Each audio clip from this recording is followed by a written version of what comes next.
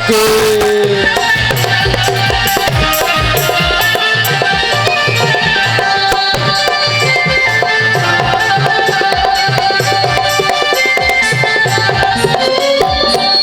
राम जी की चिड़िया राम जी के खेत, राम जी की चिड़िया राम जी के खेत, थारी थारी थारी चिड़िया भर भर पे। राम जी की चिड़िया राम जी के खेत, काली चिड़िया भर भर पे। राम जी की चिड़िया राम जी के खेत, थारी चिड़िया भर भर पे। राम चिड़िया भर भर पे। काली चिड़िया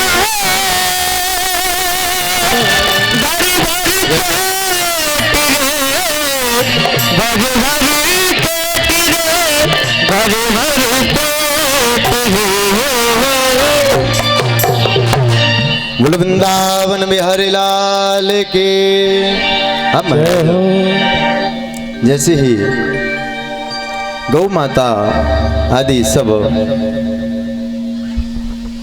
राधे पशु पक्षी जो गौ माता थे वह सब ग्रहण करने लगे। जैसे भाइयों ने आकर के देखा और देख करके आकर के कहा भैया आज से तुमको हम यहाँ पर नहीं रखेंगे, वहाँ से भी भगा दिया प्यारे।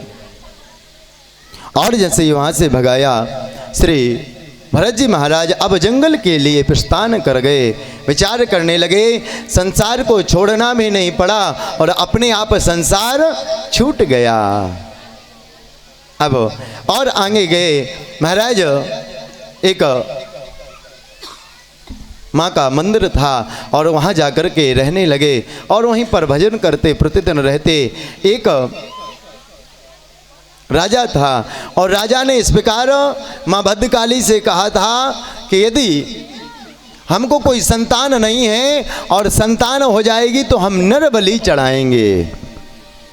माँ भद्रकाली के यहाँ पर जब इस प्रकार से राजा ने कहा और राजा को कहते सुंदर संतान जब प्राप्त हुई, अब राजा आया और राजा ने अपने सिपाही जो थे सेवक जो थे सेवकों से कहा कि जो भी व्यक्ति मिल जाए उसको पकड़ करके ले आओ। जंगल में वहाँ कौन मिलने वाला था महाराज? जड़ भरत जी महाराज बैठे हुए थे वृक्ष की छाँव में बैठ कर के और ब्रह्म का चिंतन कर रहे थे, परमात्मा का चिंतन कर रहे थे, परमात्मा का चिंतन कर रहे थे। अब जैसे ही चिंतन कर रहे थे अब जो सेवक आए सेवकों ने आकर के पकड़ा और बोले महाराज चलो, कुछ नहीं बोले, जाकर के ले गए, स्नान कराया, वस्त्र आदि धारण कराए। भरत जी महाराज विचार करने लगे आज प्रभु की कृपा हुई, वस्त्र पहने, अनेकों प्रकार के भोजन किए, अनेकों प्रकार के पदार्थों का पकवानों का और प्रसाद लगाया। जैसे हम लोग चकाचक पाते ना, हम लोग चकाचक पाते, प्रतिदिन निमंत्रण चल रहे। हाँ, हमारी जो मुख्य यजमान हैं श्री देवेंद्र भाई साहब और भाभी, हमने कहा भाई साहब प्रतिदिन परेशान, बोले नहीं महाराज, बोले एक टाइम का निमंत्रण हमारे यहाँ रहेगा प्रतिदिन। और आज ये महाराज तो कल वो दुनिया चकाचक, इसी प्रकार जड़ भरत जी महाराज को चकाचक भोजन पवाए जा रहे प्रतिदिन। अब भोजन कराने के बाद अब ले गए भद्रकाली मैया के मंदिर में और मंदिर में ले जाकर के जैसे ही महाराज मंदिर में ले जाकर के गए और राजा ने कहा महाराज माँ को प्रणाम करो, तलवार निकाली। जैसे ही जड़ भरत जी महाराज विचार करने लगे भैया ये संसार बहुत बेगाना है, ये संसार पहले तो अनेकों प्रकार के पदार्थों को देगा और इसके बाद महाराज जब तलवार को निकाला, भरत जी महाराज ने कहा भैया ये क्या कर रहे हो? बोले महाराज जिस प्रकार से अभी तक जो वस्तुएं आपको प्राप्त हुई उनको स्वीकार करते गए, अब इसको भी आप स्वीकार करिए। जड़ भरत जी महाराज ने अपने सिर को और माँ के चरणों में रख दिया। माँ विचार करने लगी ये ब्रह्म ज्ञानी की और ये महामूर्ख की हत्या कर देंगे, इनको मार देंगे, इसका पाप मुझे लगेगा। भरत जी महाराज ने तो माँ के चरणों में अपने मस्तक को रख दिया। माँ तेरी गोद से बढ़कर तो किसी की गोद है ही नहीं, माँ आज मैं तेरी गोद में हूँ, तेरी जो इच्छा हो मैं आज तेरी गोद में अपने सिर को, इस मस्तक को नवाता हूँ। और जैसे ही महाराज मारने के लिए उद्यत हुए, हम लोग भी माँ के चरणों में एक दो कड़ी के माध्यम से प्रणाम करेंगे। वो कभी फुर्सत हो तो जगदम में निर्धन के घर भी आ जाना। कभी फुर्सत हो तो जगदम में कभी मेरे घर भी आ जाना। कभी फुर्सत हो तो जगदम में निर्धन के घर भी आ जाना। कभी फुर्सत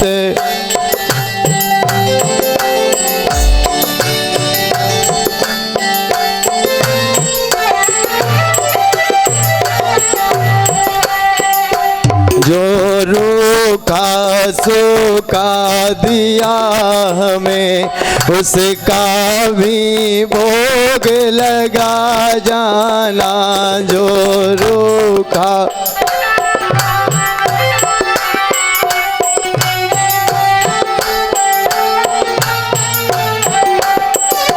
कभी फुर्सत हो तो जगदम में निर्धन के घर भी आ जाना। कभी फुर्सत जगत जननी मैया की जय हो।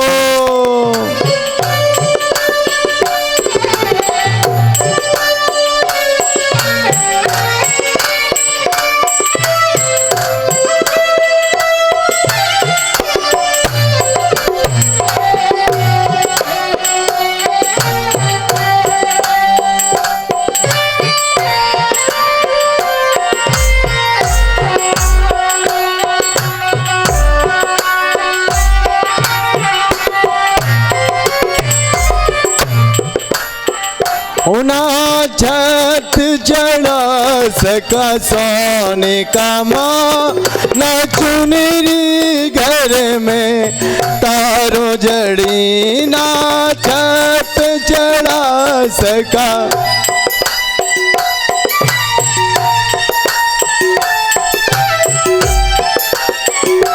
ना छत चढ़ा सका सोने का माँ, ना चुनरी घर में तारों जड़े। ना पेड़ा बर्फी में वाहे माँ, बस से दाने बिछाए कड़ी। इससे तक रखना लाज मैया मेरी, श्रद्धा को ना ठुकराना। कभी फुर्सत हो तो जगदम में निर्धन के घर भी आ जाना। कभी जगत जननी मैया की जय हो।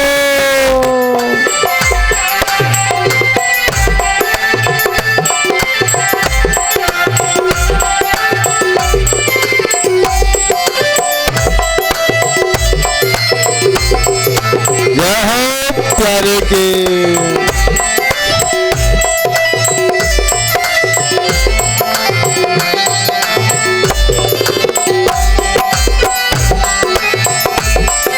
जय जय।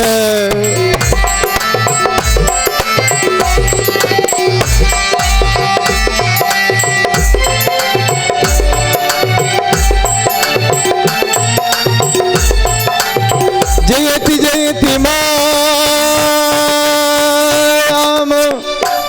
यस्का नमस्ते। वचन रचन में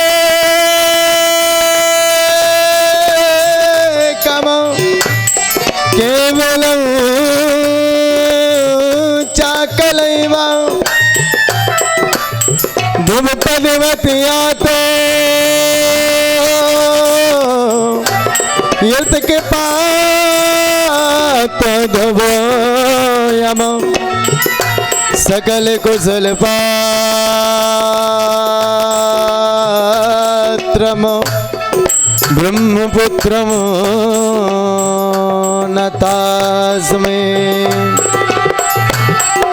जय हो प्यारे की महादेव।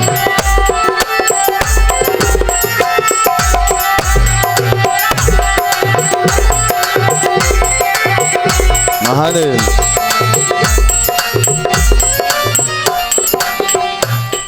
विद्युद्धाम समप्रभाम लघवदेम कन्हस्थिता राम कन्या भी करवाल खेट मिलसा दस्ताविरा सेविताम हस्तैश्चक्र गदास केट विशिखाम चापम गुणम तर्जनी बिभ्राणाम अनिलात्मकाम ससिधराम दुर्गाम त्रिनेत्रा।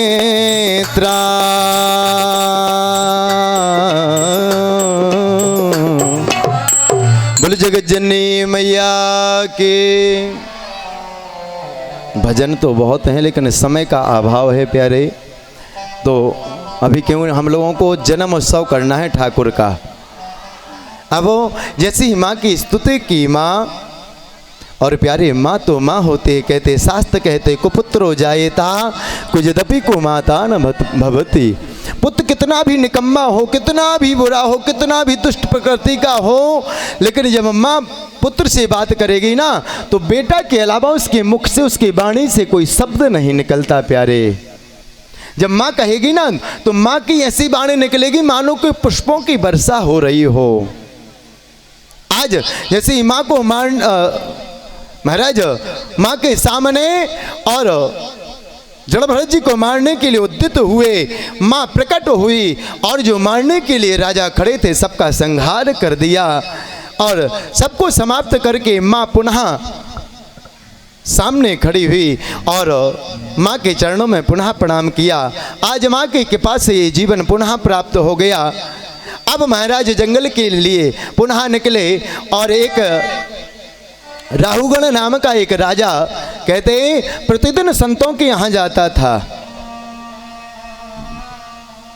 राहुगण के कहते जड़ भरत जी ने ब्रह्म ज्ञान दिया और यहाँ पर कहते पंचम स्कंद में नरकों का वर्णन बताया। बोले 28 प्रकार के नरक हैं। कितने प्रकार के? मूल रूप से 28 प्रकार के नरक हैं। बाकी पद्म पुराण आदि में, शिव महापुराण आदि में 128 प्रकार के नरकों का भी वर्णन आया है, लेकिन मुख्य रूप से 28 प्रकार के नरक हैं। नरकों का वर्णन करने लगे। राजा परीक्षित से कहा, सुखदेव जी महाराज कहते राजन, जो जिस प्रकार के कर्म करता है उसको इस नरक में जाना पड़ता है। जो आए हुए अतिथि को और दुष्ट बुरी निगाह से देखता है या क्रोध भरी निगाह से देखता है, उसके नेत्रों को निकाल के और कहते जो अंध तामस नाम का नरक है उसमें डाल देते हैं। हजारों बरस तक यातनाएं भोगनी पड़ती हैं। जो दूसरे का धन हरण करता है कहते उसको और रौरव नाम के नरक में डाल देते हैं। जो परधारा का हरण करता है, अनेकों प्रकार से जैसे नरकों का वर्णन किया महाराज। राजा परीक्षित तो कांपने लगे, बोले महाराज इतनी भयंकर यातनाएं भोगनी पड़ती हैं। जब इस प्रकार से कहा, बोले राजन नरकों को क्यों बनाया गया? नरक उनके लिए बनाए गए, किनके लिए? बोले जीवन में ये मानव तन पाने के बाद कभी जीवन में दान नहीं किया, पुण्य नहीं किया, माता पिता की सेवा नहीं की, गुरुजनों की सेवा नहीं की और जीवन पर्यंत क्या करते रहे? पाप कमाते रहे। कहाँ से धन आ जाए, कितना धन आ जाए, हमको इतना और मिल जाए, इतना और मिल जाए। जीवन में कभी परमात्मा का जिसने नाम नहीं लिया, कभी सत्संग नहीं किया, कभी भगवान के दरवाजे पर नहीं गया, उसको नरकों में जाना पड़ता है। बोले महाराज ये बताइए, अनजाने में यदि किसी प्रकार के कोई पाप हो जाएं तो क्या उनको भी भोगना पड़ेगा? जब इस प्रकार से कहा, बोले महाराज चाहे जान के किए जाएं अनजान के किए जाएं, जिस प्रकार से यदि आप पाप जान करके करोगे तो पाप लगेगा, और अनजाने में करोगे, विष को आप जान के पान करोगे तो आप मरोगे, और बिना जाने पान करोगे तो मरोगे। बोले महाराज आप ही बताइए, कोई ऐसा उपाय नहीं है, कोई ऐसी दवाई नहीं है, कोई ऐसी एंटीबायोटिक कोई टैबलेट हो कि उसको खा लें, वो नाम ले लें और वो पाप समाप्त हो जाएं। जब इस प्रकार से कहा तो पंचम स्कंद यहाँ पर समाप्त हुआ, और षष्ठम स्कंद में हम लोग प्रवेश करेंगे। राजा परीक्षित को सुखदेव जी महाराज अजामिल का उपाख्यान श्रवण कराने लगे। राजन कहते कि चित केवलया भक्ता वासुदेव परायणम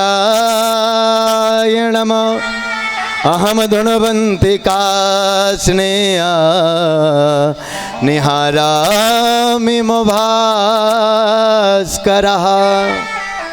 वर्णन करते बोले कि ब्राह्मण था, उसका नाम अजामिल था। क्या कहते? बोले केचित केवल या भक्ता वासुदेव परायणः। वो ब्राह्मण कैसा था? उसके जीवन में भक्ति के अलावा और कुछ नहीं था प्यारे, लेकिन समय भी था। और कहते कुसंग, जब कुसंग किसी के साथ यदि हम बुरे हैं ना और आप हमारा संग करने लगे ना तो आपके अंदर भी क्या आ जाएगा? कुसंग आने लगेगा प्यारे। एक दिन अजामिल कहाँ गया?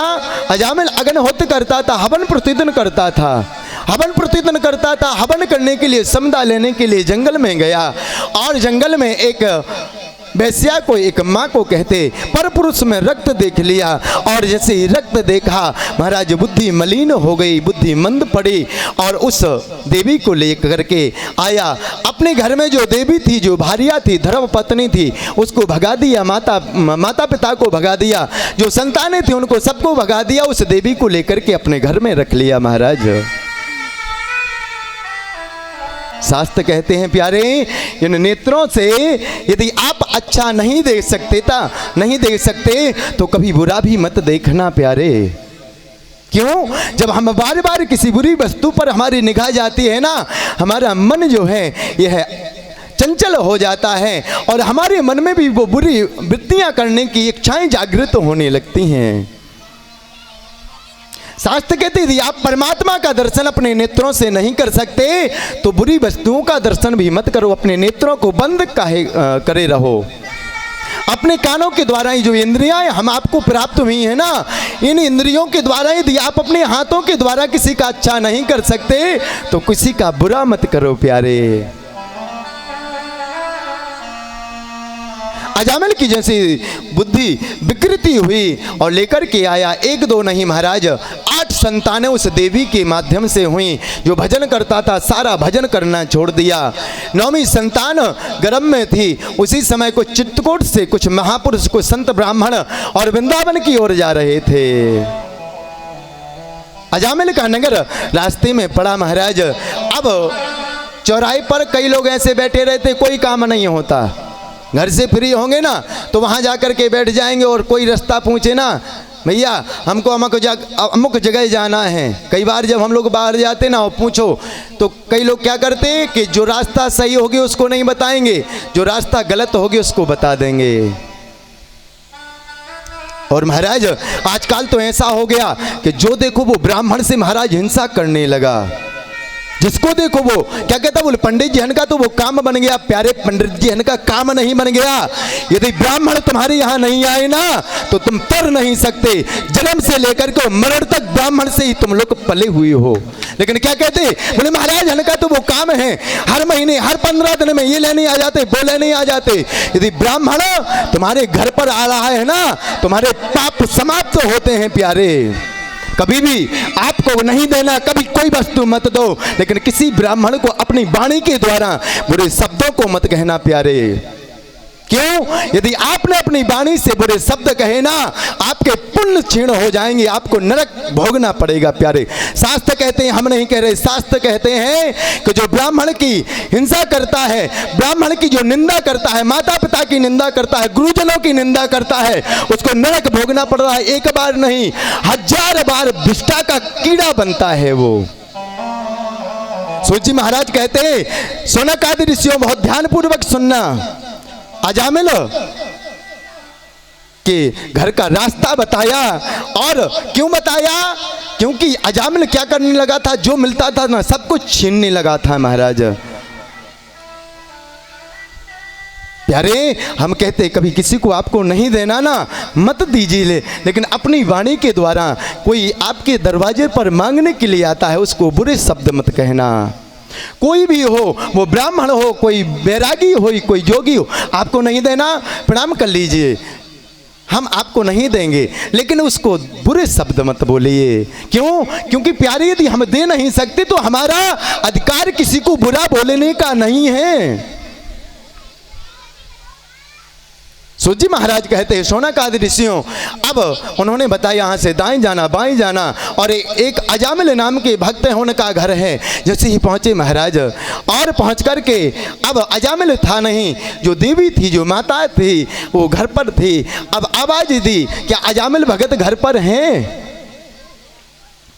जैसे ही आवाज़ दी और जैसे ही पुकार लगाई, अब वो माँ, वो देवी बाहर निकल कर के आई और प्रणाम किया। महाराज जी, वो अजामिल भगत नहीं रहे, वो तो ठगत बन गए, वो तो जो मिलता है ना वो सब छीन लेते हैं। लेकिन आज हमारा भाग्य उदय हुआ, जो आपका दर्शन हमको हुआ।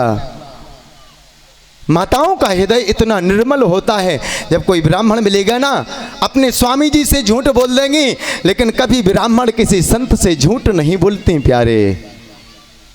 आज ये धरती टिकी हुई है ना, दान के मामले में, पुण्य के मामले में, यज्ञ अनुष्ठान आदि करने के मामले में, खिलाने पिलाने के मामले में, सेवा करने के मामले में सबसे आगे हैं तो माताएं। यहाँ पर भी देखो, कथा सुनने के मामले में भी 10-20 पुरुष बैठे, बाकी सब माताएं हैं प्यारे। यदि दान करना है ना तो माताओं से आप दान की इच्छा करोगे ना तो मिल जाएगा। पुरुष कभी दान नहीं करता प्यारे, सब काम में माताएं आगे हैं प्यारे। आज वो जैसी देवी आई ना, देवी ने मिथ्या का भाषण नहीं किया, वो देवी कहने लगी, महाराज जी, मेरे हाथ का जो प्रसाद है ना आप ग्रहण नहीं कर सकते। महाराज स्पष्ट कह दिया, लेकिन आपको मैं सूखा राशन दूंगी, आप उससे प्रसाद ग्रहण करना, हमारे दरवाजे से आप ऐसे नहीं जाएंगे।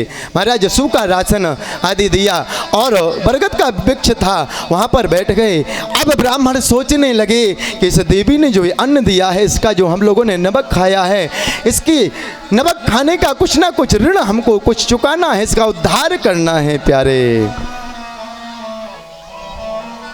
आज जो ब्राह्मण वो सोचने लगे कि इसका हमने दान लिया है, इसके दान का आज हमको 100 गुना करके देना है प्यारे।